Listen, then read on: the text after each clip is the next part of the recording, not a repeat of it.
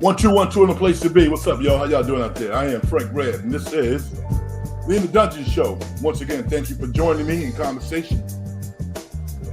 Really appreciate it.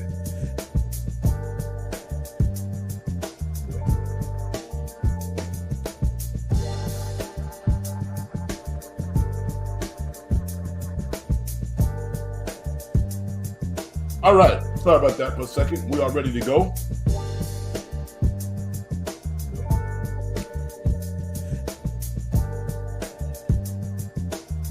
Trying to get my setup together. Hopefully it looks okay.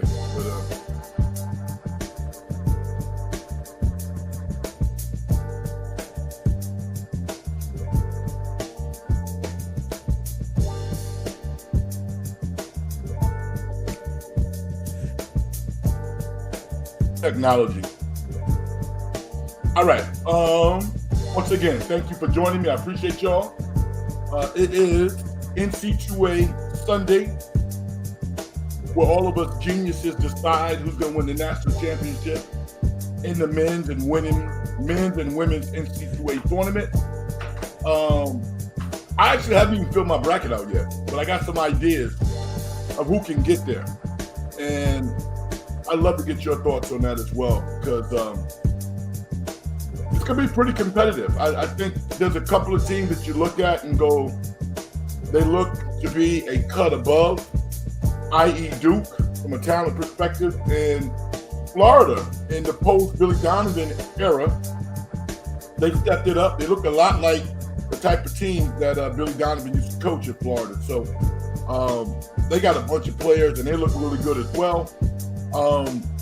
Based on the matchups, it'll be interesting to see who can slide in there.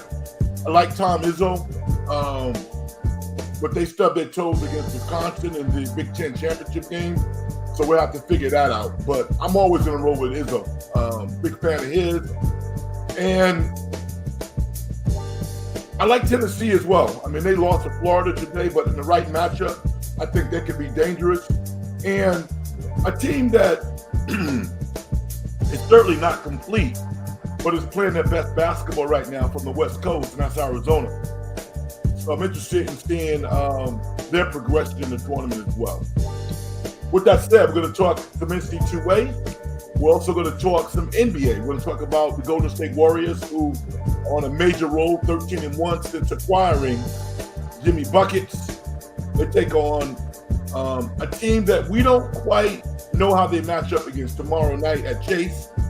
They play the Denver Nuggets, Jokic, and it'll be interesting to see how they handle the multiple-time MVP, because his numbers are silly. Just like Shea Gilgeous-Alexander's numbers. I mean, otherworldly. So I want to see how the Warriors attack Denver. I think overall the Warriors have a better team in terms of balance, but I don't think the Warriors have a better player right now, particularly as a big, than Jokic. So, and there are some rumors out there that Stephen Curry might not play because of his back. I tend to think he's going to give it a go. That's tough. He's a tough guy. He really is.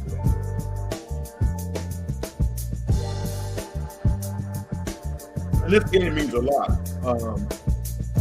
Minnesota Timberwolves are not playing. Anthony Edwards has taken the mantle and he's leading that team. And Julius Randle gets a lot of, I don't know if it's hate, but people sometimes will critique him and it's not always positive, myself in general. But no one's ever said he's not good. Julius Randle is very good. And he puts numbers on the board. And that team in the post-Cat era is finally starting to build some identity and gain some rhythm. And they're playing good basketball. So you got to look out for them as well. My name is Frank Red, if you didn't know. Like the show, hit the like button. I usually wait to the end of the show, but hopefully I'm getting smarter. Follow me on Twitter also at Big Frank Red. Everything is right there on the screen for you to see. I'm going to get into some NBA news as well, because after Stephen A. Smith had his incident, it wasn't caused by him, with LeBron, he kind of went on a road show after that, and he stepped on several platforms. I think it was supposed to be kind of a celebratory tour on his $100 million contract, which is pretty remarkable for him to acquire that type of money. But I think he's well worth it, and I knew that he would get it. And a lot of people was like, "No, he's not getting paid that kind of money." I was like, "Watch, he is," because he moved the needle, and not many people move the needle. Stephen A. does. A couple of landmarks, landmarks. I don't know if it's a landmark, but a couple of landmark accomplishments happened. I.e., Steve Kerr became the all-time winningest coach of the Golden State Warriors, 588 wins. It's something pretty sad. A hero from my childhood, the great Donald Slick Watts, the Seattle Supersonics, passed at the age of 72, way too young, no doubt about that. So when you acknowledge Steve Kerr's greatness, passing an all-time legend, Mr. Adams, one of the few Renaissance men left before he passed, it gives us an opportunity to really reflect on Mr. Adams' accomplishments as a player, as a great coach of the Golden State Warriors, NBA champion, and moved up to the front office as well. So, looking forward to talking about that. A lot of people on the line, they got something to say. It's always good to know. My man, I told you, man, keeping the faith, says audio visual good. Thank you, brother. Appreciate you. Aaron said, "What's up, Frank? Maintaining, brother. How you?" Great Mark Graves. He's everywhere. How you doing, Mark? Mark says, "Give us an upset in the first round, Frank." All right, I will. I got the bracket here, and I'll take a look at it. Give me one. Greg Vicky, Michigan will make it to the second weekend. We got a lot of talent. I wouldn't doubt that. Mark says, Mark has his better app. Hopefully, right? Vicky, I heard the same thing. Steph might not play tomorrow, and that would be a bummer, but maybe the right thing to do if he is truly impaired. So I love watching that guy play. Love it. Nobody could stop Cat last night. Jokic might really go off. Yeah, I mean, the Joker's still the Joker. Nobody solved that puzzle. And, you know, the Warriors play the Milwaukee Bucks on Tuesday night. And theoretically, that should be a good game, right? But before I came on air tonight, I saw OKC take out a hand against the Bucks, put it on them. And I'm thinking to myself, you should be getting beat by 20 by OKC on your home court. That should not happen.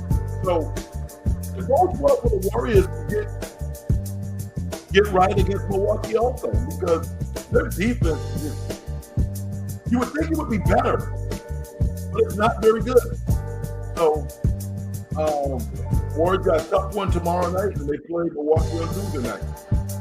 They did not look good at all. No. Vicky says Draymond plays Joker pretty well. Draymond plays everybody well. And it's because Draymond's one of the most physical players in the league. In a league that innately the players don't really like to be physical. The game is physical, it still is, but Draymond actually invites physicality. I think that's the allure and the magnetic connection that he has with his fan base. He's willing to do whatever it takes to win, i.e. Dennis Rodman, you know?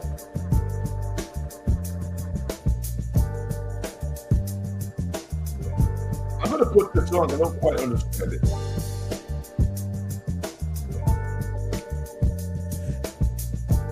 you say, I'm going with in UNC versus Arizona in the Final Four. Yeah, take your money, just flush it down the drain. That's not happening.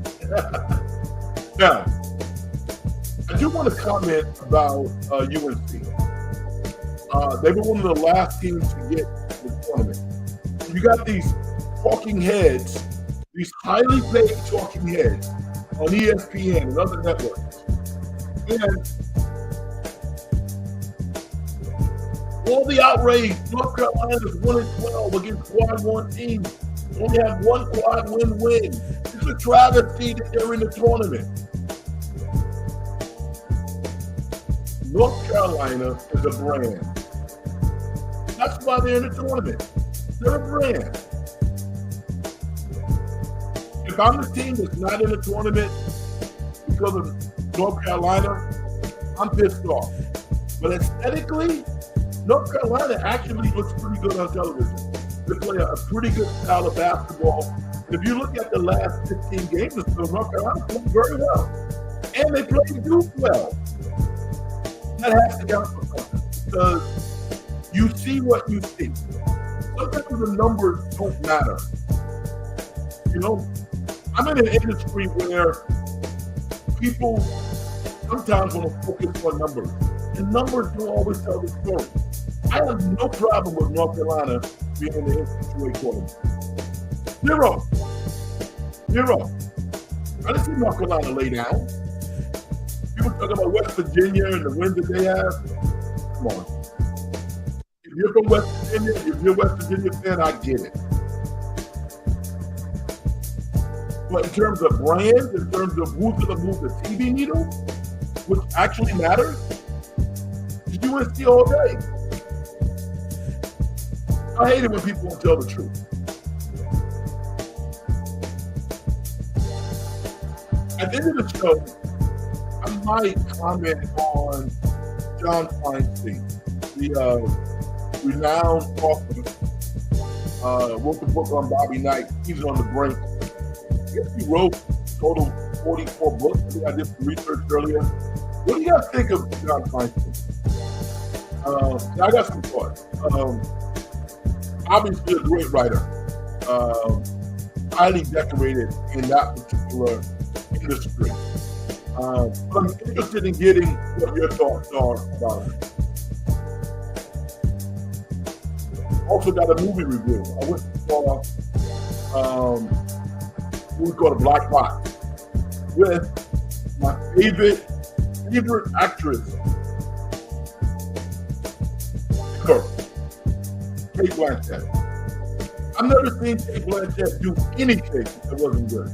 She's outstanding in this movie. And I'll talk about that also. From the 49ers perspective, am I the only person in the world? Am I the only person who follows the 49ers who is a supporter? I don't think I'm a fan. I'm not a fan. I am definitely a 49er supporter. I'm glad they brought Chief back. Cal Houston. You know, not like pom-pom, happy, jumping up and down. But I'm happy that he's back. You know, people were writing his obituary once he was out the door, and they brought him back. And I think the 49ers had a moment of clarity where they said, wait a minute. A major leadership brain is leaving the building. And they talk about his role as a fullback. He can do other things. I just think that he's a compliment to what they do next year. With that said, we can spin it. This was the first time that I can remember that you look at the 49ers and you go, their teams that got better players. We're not used to that. You know, we used to, if the 49ers are healthy, they're going to count for a Super Bowl. But in terms of personnel, this was a major statement. And the statement was made by upper management. We're just not going to pay guys. Not that we can't pay guys, because we can. Salary cap went up, like $22 million. They traded Debo.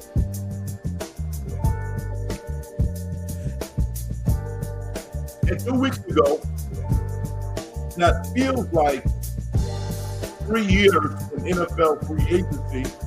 Remember the 49ers said that they wanted to get the Brock Purdy contract done fast? What do they run like a tortoise race? What's going on? Once again, we know what the numbers are.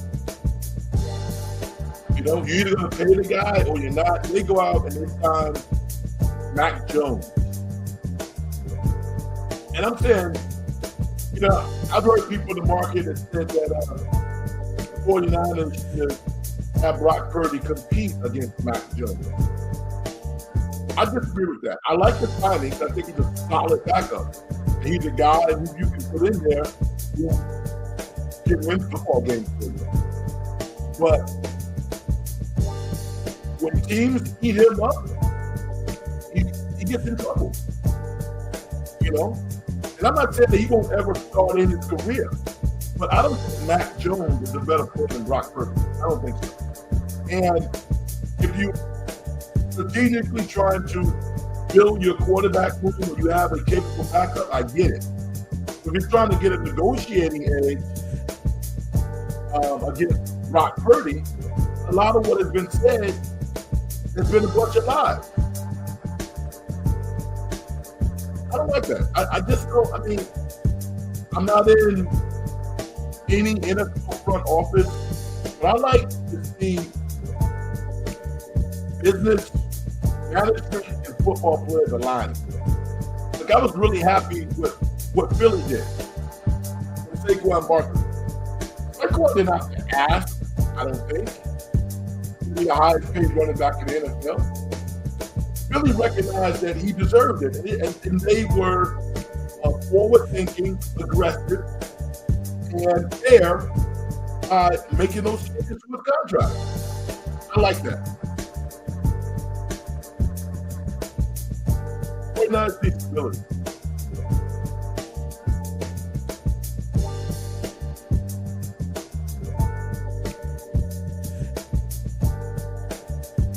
Stuff, we also want to shout out the great Bridgman, played two guard for the Milwaukee Bucks, at the University of Louisville.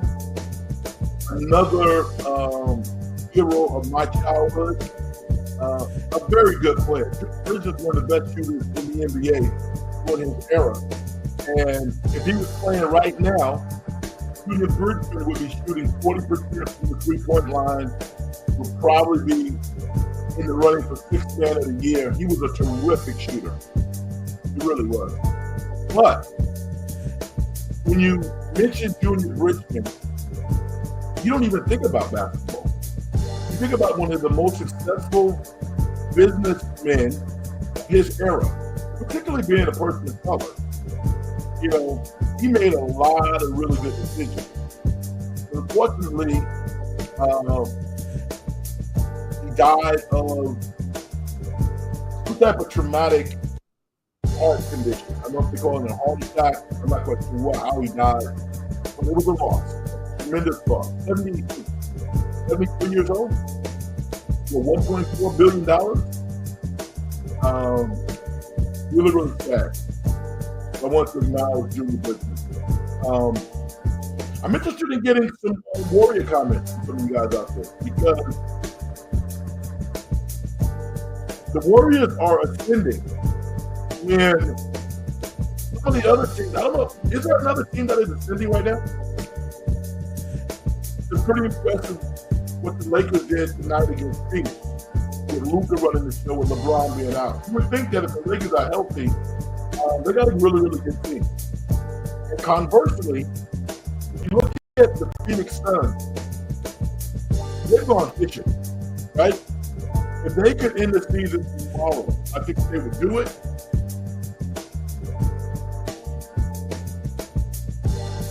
You don't want to take KD to Vegas, do you? Think about this.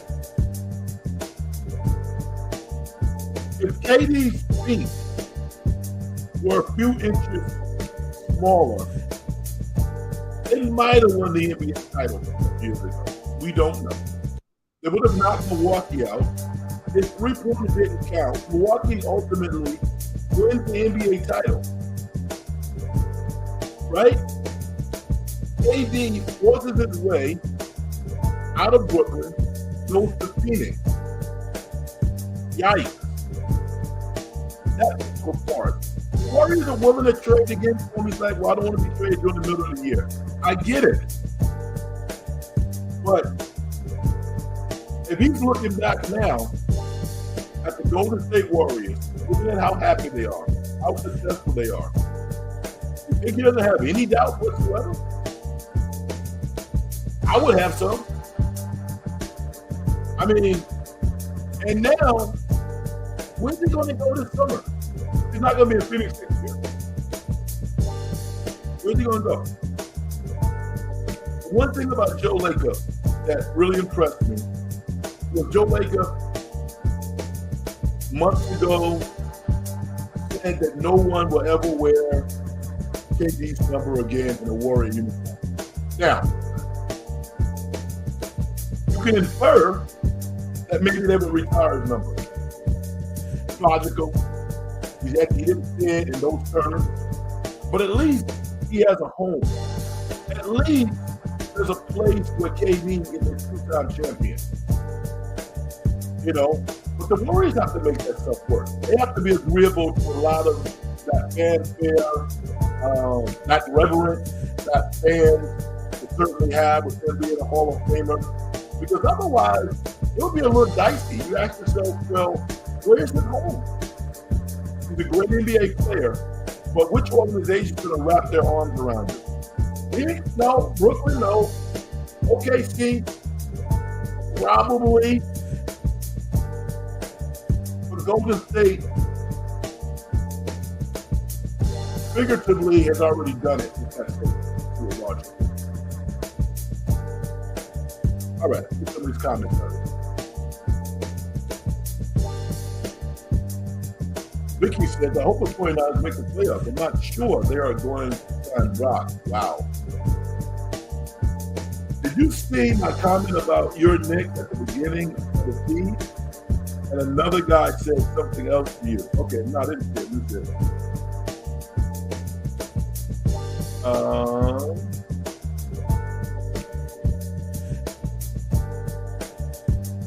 Oh, okay, hold on. I didn't. Thank you, Vicky. Keeping the Faith says, what's up, friend? Love the show on KCK in Sacramento back in the day. Glad you're still doing your thing. Yes, sir. Thank you for acknowledging me. I really appreciate it. Vicky says, hi, friend. How are you doing? For watching your Knicks last night, I've come to the conclusion that they play like a bunch of guys playing basketball. The Warriors are playing like a team. Yeah, wasn't great. Definitely wasn't great. Loyal Warrior Knicks fans like myself could say that David Brunson not playing has something to do with that. The Knicks were competitive. They were competitive, but Warriors were better. And actually, it was the auxiliary pieces of the Warriors. As I said, I think Steve Kerr and his coaches have pretty much figured Buddy Hield out. When Buddy Hield is missing shots, he plays. If he doesn't, he's on the bench. And other guys get those too. I am so impressed with GP this year. You know, with Tibbetts being a health thing, there's a lot of people that thought that he might get run out of the league. But he's had a resurgence. GP2 has been outstanding. Somebody trusts. He goes to him when he wants to turn the opposition best offensive player at the moment water off. GP2 is amazing. I mean, last night, remember that play, a couple of sequences when he was actually guarding Cat? And Cat was trying to box him down in the lane, he couldn't do it. Then he shot a couple of fadeaways and missed. CP2 is a tremendous weapon here.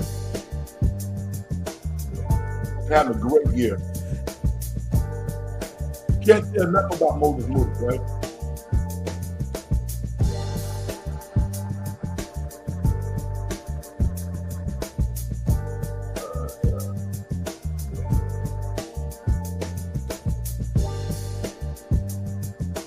Gabriel says, Steph is banged up. He could use rest.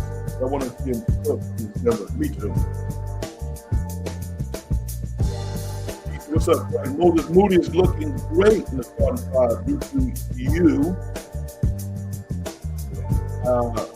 Do you believe? Okay, you believe he stays once he's healthy. Once who's healthy? Pods?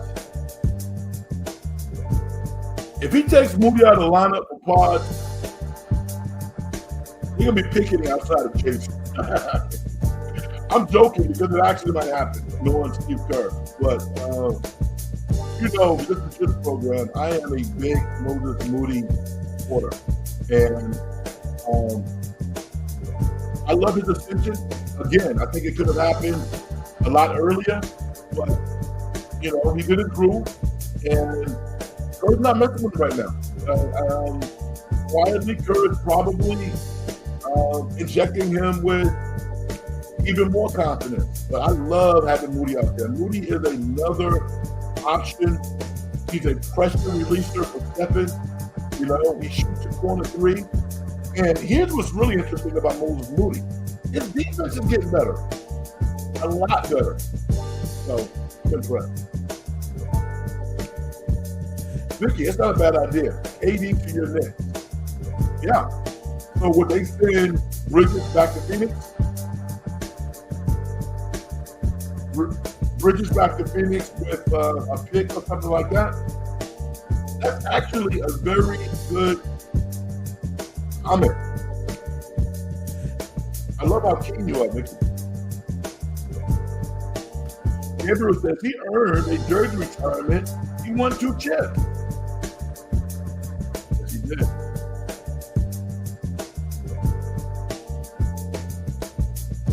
CP2, final block pass steal against a 7-footer was amazing. He does amazing things.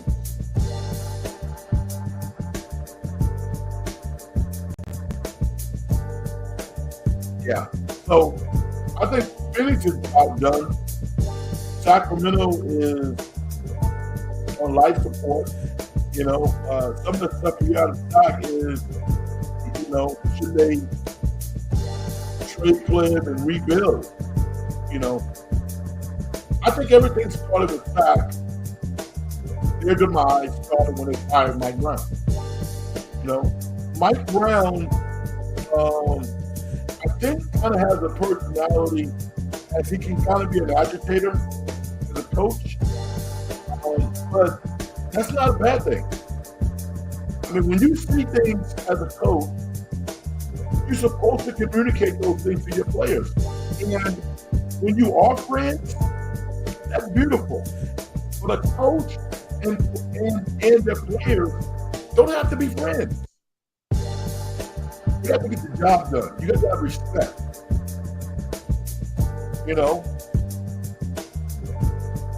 Abit Ranadad, the owner of the Sacramento Kings, but we know his record.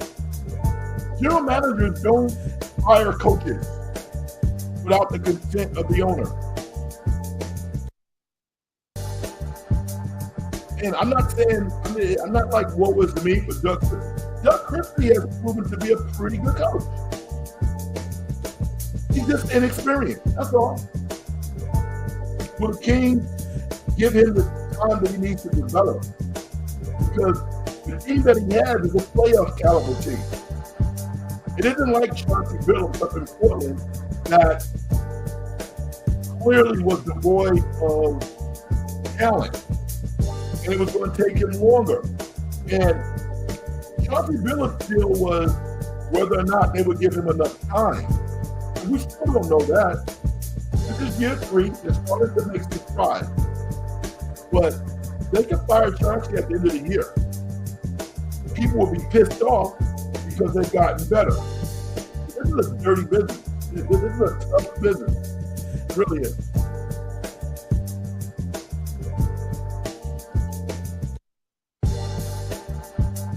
I really feel for the people up in the side. If you've ever gone to a game at Arco, if you've ever gone to a game at Golden One, those fans go crazy. They love that team. And, you know, late 90s, early 2000s, the Jeff Petrie running that organization, they were the thing. They were the hot ticket. And, the fans got a decade plus of having a great team. They've had some resurgence in the past couple of years, but it's been a rough decade, Kings fans.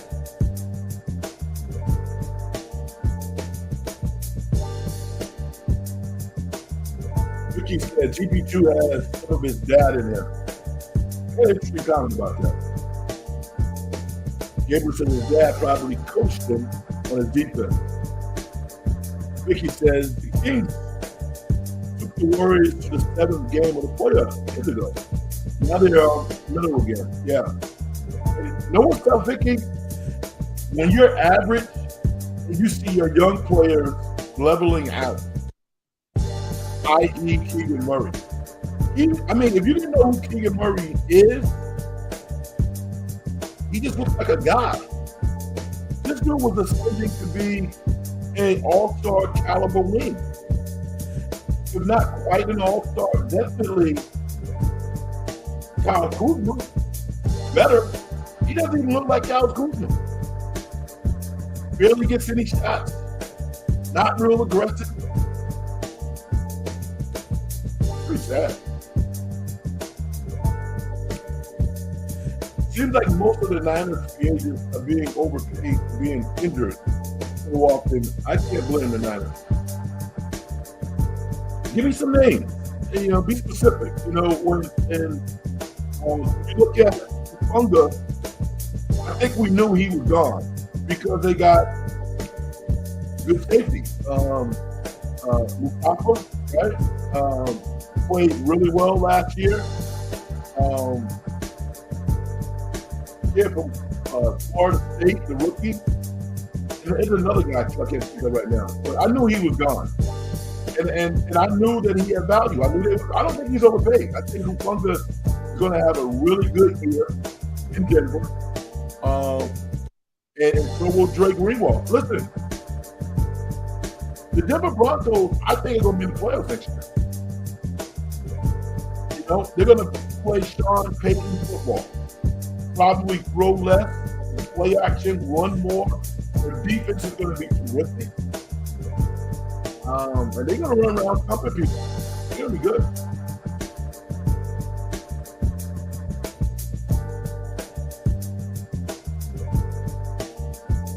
Gabriel says, that's so bad for the Kings fans. They seem like they were up, coming, young going. Yeah. Realize coaching. You got to keep those guys together. You got to keep them together. You got to keep them engaged. I just think that, again, I'm not a big fan of firing coaches. I'm not. And I was thinking this afternoon, should I do it? Should I mention his name? I'm going to mention his name. I think I'm going to do it because I saw Rick Pitino on ESPN earlier this morning. I thought it's St. John. When I think of St. John, I think of Mully, and I think of Mark Jackson. And the NBA, unlike any other league, buries guys. They blackball coaches. They blackball people. And if you're going to give Mike Brown 2 years, 3 years, and give him a bunch of money, Mike Brown doesn't have to, he never has to work again if he wants. That's how long the Kings are going to be paying that guy. Should have hired Mark Jackson. Because the internal strife with players you would not have. And I listen to a lot of sports talk radio because I don't really sleep a lot. I'm up at night listening to sports talk radio. And I love it. I find it entertaining. But there was someone on air who was, basically judging Rick Pitino about his personal life and probably he's done as a coach, whether or not he should be on the Mount Rushmore for some of the things that he's done in his life and career. I don't particularly do it. I don't like doing that. I don't like doing it. So that's not something that I would do, particularly when you get personal about somebody's family. That's not an area that I would even think about touching. Whether or not where Rick Pitino ranks in the all-time great list of coaches, I don't know. He's an awesome coach. He's an awesome coach because he has a philosophy that is unyielding. And wherever he goes, he's going to institute his philosophy. And guess what? It starts with defense. And it ends with defense. This St. John's Redmond team is not all that talented. They're good. But if you ask me, they look like a 316 final 18. That's about it. If you took their players right now, as good as they are, there's not one guy on their team that you would say, oh, that's a first-round draft pick. Right now. Nobody. R.J. Lewis could probably sneak into the first round if Pitino picked the phone up. He's only a sophomore. I think next year he will be. Conversely, when you look at UConn has at least 2, maybe 3 first-round picks in their team. And they're not as good as St. John. But they got players. They got a couple of players. What UConn doesn't have this year, they don't have as many dominant bigs. And yet, I think UConn is scary. I really do. The kid Mahaney, who played at St. Mary's, Lafayette, around the area over there. I'm so proud of that kid. I am so proud of him because he said, you know what? I want to climb Mount Everest. I've been doing all this camping around Lafayette and NorCal, this Drake, Nevada. No, I want to climb Mount Everest. That's what playing for UConn is like. It's like climbing Mount Everest. If you watch Big East basketball now, it's different. The level of intensity that they play with on defense, primarily all those teams, with the exception of Syracuse, plays man-to-man. And Syracuse and ACC, they're not even in the Big East. So all of those teams play man-to-man defense. I love it. And I saw that kid Mahaney. Listen, I don't know if he can play in the NBA. I don't know. But I do know that despite of him having less numbers and less of a role than he had at St. Mary's, I think he's a better player. I honestly do. And it'll be interesting to see if he sticks it out with UConn or does he go somewhere else. If he has another year. But I salute that young man. I'm very proud of him. What a jump. That could cost you to go 3,000 miles away to play for a demanding coach like Danny Early and kind of get out of the rotation, then work yourself back in there and hit big shots at Madison Square Garden for 20,000, where it counts in the Mecca. Salute you, Mahaney.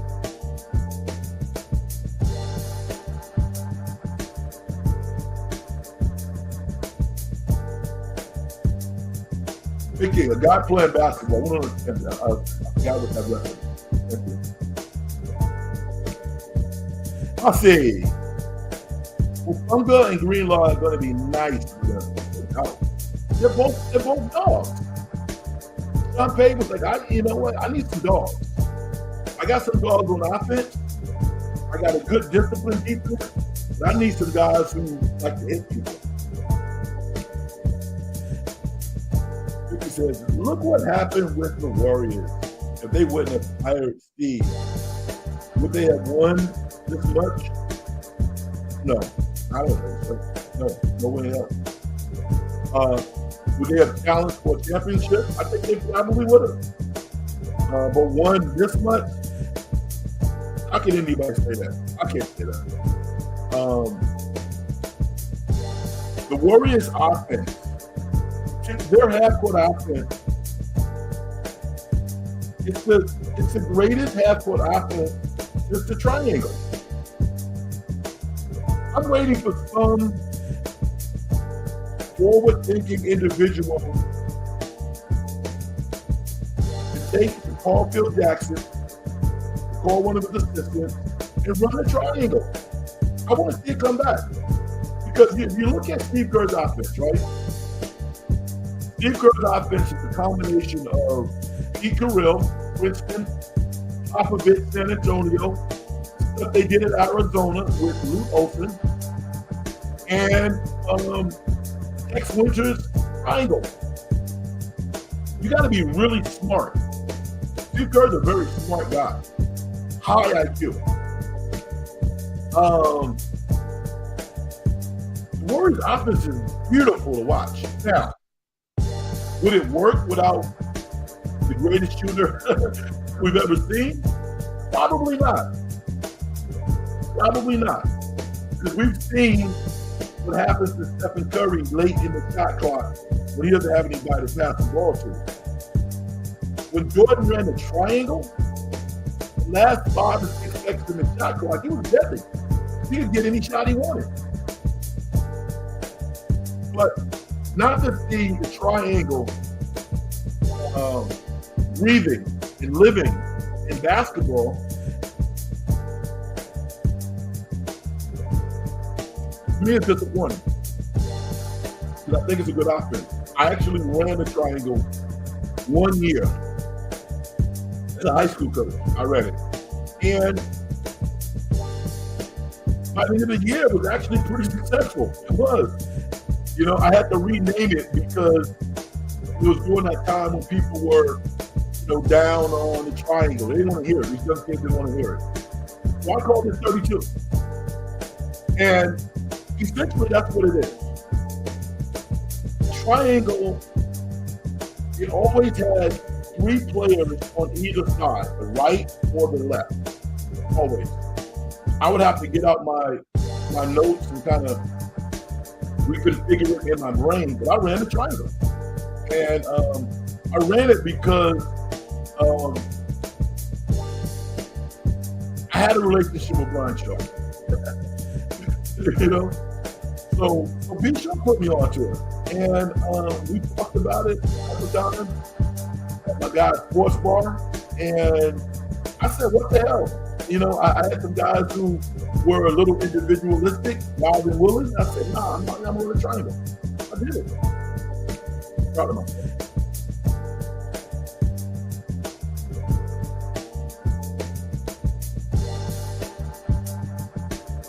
Steve-O, when is Doug Gottlieb getting fired?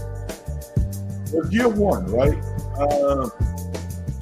I would have a problem with this saying, yo, Doug, is your afternoon sports talk show for your basketball coaching? To be quite honest with you, when I was coaching high school, I did very little media. I wasn't as convenient as going into my studio doing a podcast. But I did nothing. It took so much time, so much work. So the idea that Doug Gottlieb can do a radio show that you got to prepare for, theoretically, prepare for your practices. I don't know how he's doing it. I guess he's getting his ass handed to him this year. So that's humbling. It has to be humbling for him to see somebody who's really loud and boisterous in terms of critiquing other people. And you see how hard that job is. Coaching is so hard. This is why I love it. I love things that are hard. You get my point. All right.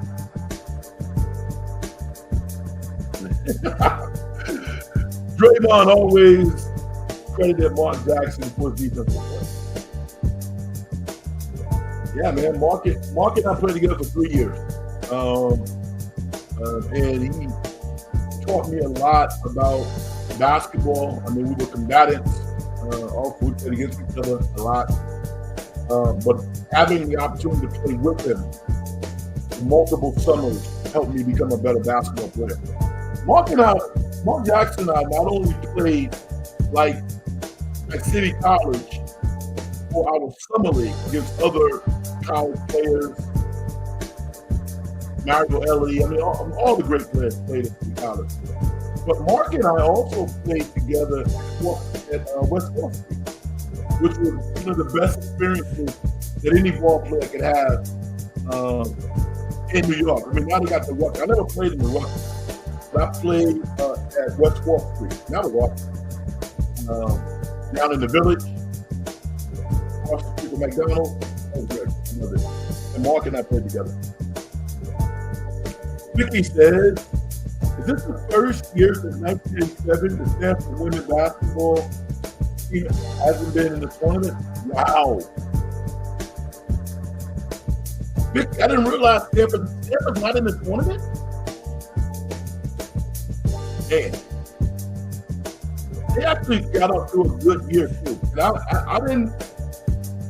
I was surprised that they were winning games early because, I mean, think about it. They lost one of the top 10 players in the country, Iriafon. I'm sorry, Iriafon. I think her name is. She went down south to USC, transferred there. If she was on Stanford's team, they'd still be in the tournament, that's for sure. And UCLA's best player, Lauren, I think of her last name, she started off at Stanford. So maybe those golden years are done. I think I was right when I vehemently said that this was not a good move for Cal and Stanford to join the ACC. I stand by that. Now, they might take out a bank account and say, yo, Red, look how much money we got. We saved all of our sports programs by doing this. But if I'm a parent, seriously, I don't want my kid doing that. I don't want my kid flying all over the country. I mean, that's not a rivalry. Tune in Saturday night, Cal versus Clemson in basketball. Okay. Think about it. Like, I went to the Cal Miami football game at Cal. A beautiful night. Great game. If you're Miami, you're on a plane for 6 or 7 hours to go play a football game or a basketball game. It's absurd. I hope the Pac-12 comes back.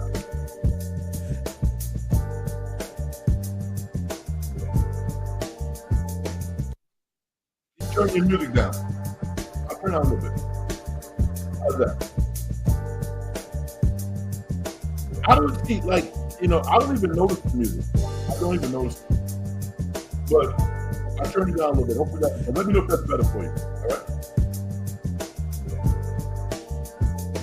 I just wish the Warriors would get more second chance points. Looney gets a lot. But you want more. Why is that a stickler with you, Vicky? Because they're not getting hammered on the board, offensively or defensively. You just want more, you can be even better. Is that it?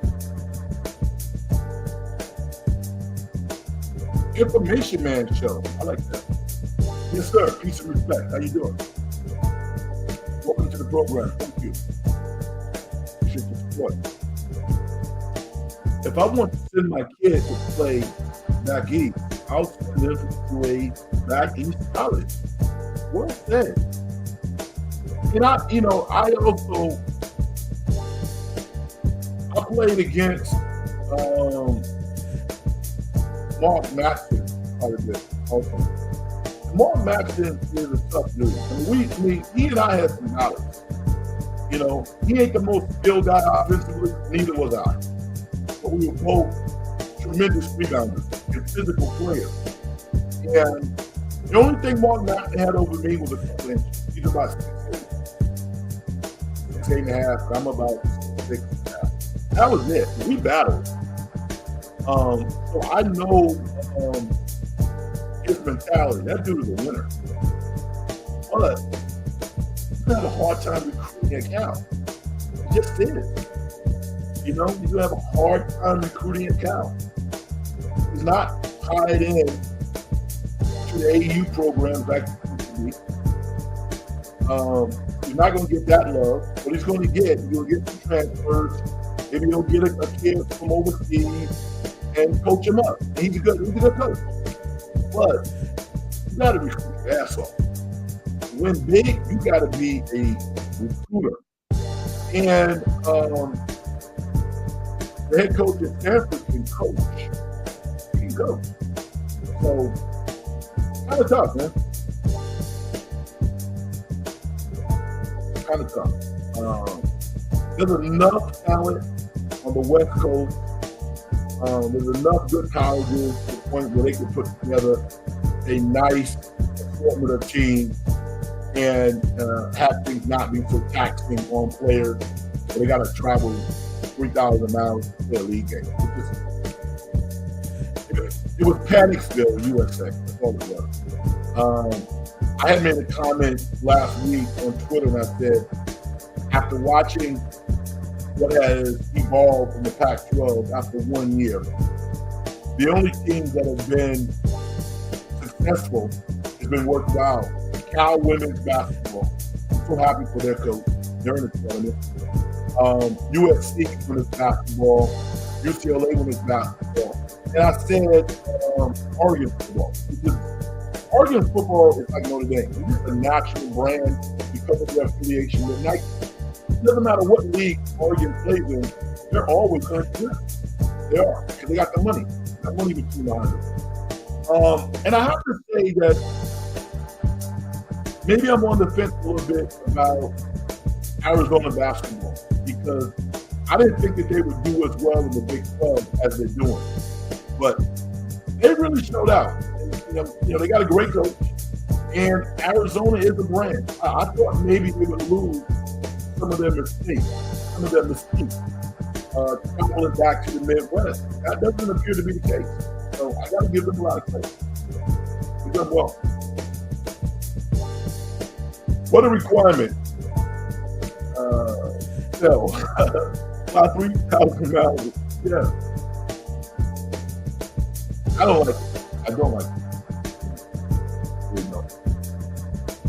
I made the point earlier in the show. I want to make it to you. UNC is in the tournament because of their brand, right? That's why they're in the tournament. Indiana. You basically ran your coach out even before the season ended. You showed Mike Woodson the door before the season ended. And he still held the team together. Actually did a decent job in the second half of the year. Now, some of the things that happened in the Indiana program on the court seem a bit strange. They have lapses in making basic fundamental plays. They do. I see that too. But they never quit on Mike Woodson. Never. They never quit on him. And they miraculously won some games this year that no one expected them to win. I think some Indiana fans have like Bobby Knight to be or something. You want to go back to the 70s. When's the last time Indiana was really any good? All the coaches they had, all of them, got a lot of coaches. And now, we got to find the right coach. Who is the right coach? Playing the Big Ten was really, really competitive. There's no competitive advantage now going to Indiana that supersedes all of the other teams. It's a tough-ass league. It's going to take time for them to regain their prominence. Now, I will say this. I can't say that they get maximum out of their players. Because I think that their talent was probably better than the result. And I understand how frustrating that could be. But I think people look at Indiana and they think to themselves that Indiana's on the level of Duke or Kentucky. No, you're not. No, you're not. Not 30 plus years later, you're not on that level. So I didn't like the way that they handled the Mike Woodson. They're gonna have to pay him millions for him to go home. And so he ain't gonna say a whole lot. Maybe he's tired, but we got to find the next coach. I mean, good luck with that. All right, good luck. It's not gonna be easy. It's not. That program is not what you think it is. Different time now. Even UCLA had great mistakes when we were younger. UCLA does not have the same level of mistakes. It's recognized as one of the top programs in the country.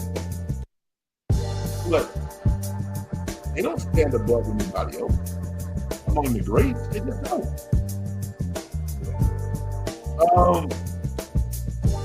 Villanova got rid of Kyle Neptune after 3 years of Villanova, and I get it. He was Jay Wright's guy.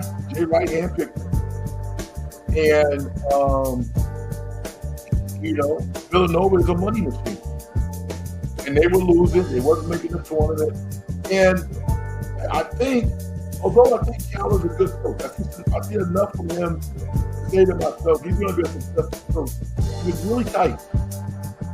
You can't coach big-time players tight. You can't. They won't respond to it. They're going to leave because they can.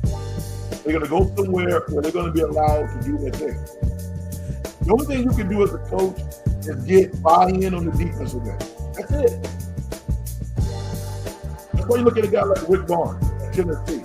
Rick Barnes has won everywhere. Everywhere. Why? Because he has non-negotiables. All of them on defense. You play defense, I'll let you do what you want to do. Within reason. It's an interesting job, though. It'll be interesting to see, who gets those jobs. One basketball job that I love, even though they're kind of a little rinky-dink league, UNLV. I think with the right coach, the right fanfare, that thing could be a party. Now,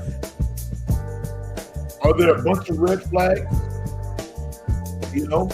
floating in the air? Absolutely.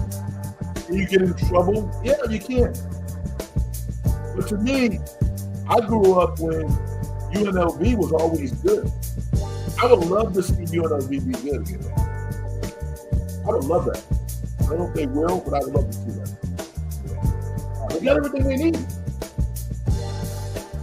Not very high academic standards, but good enough, particularly if you want to do something in the restaurant industry, casino management, I'm sure, maybe agriculture, maybe nursing.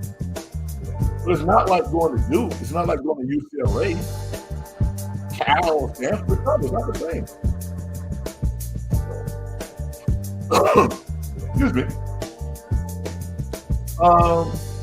Let me look at this. I haven't looked at my bracket. I want to give you one upstep.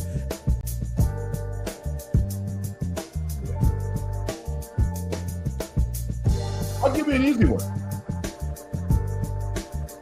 North Carolina over San Diego State in the play-in. Sorry. That's one.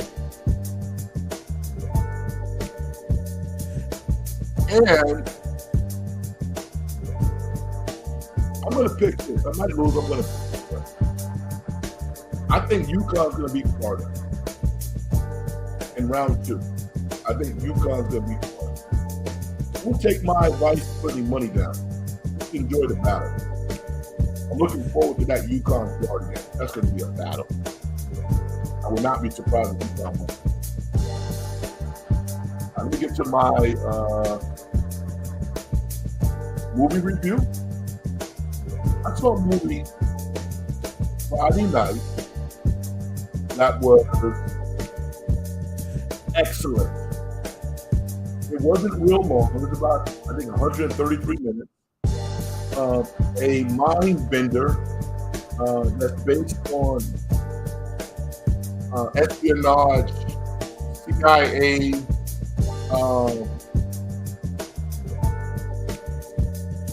chicken lie detectors, and all of those types of real intellectual. It's very intellectual, but it also was very, very important to the national security of a lot of different countries. I mean, you know what happened. You guys seen those spy thrillers. That's exactly what it was. But it was the cast that really impressed me.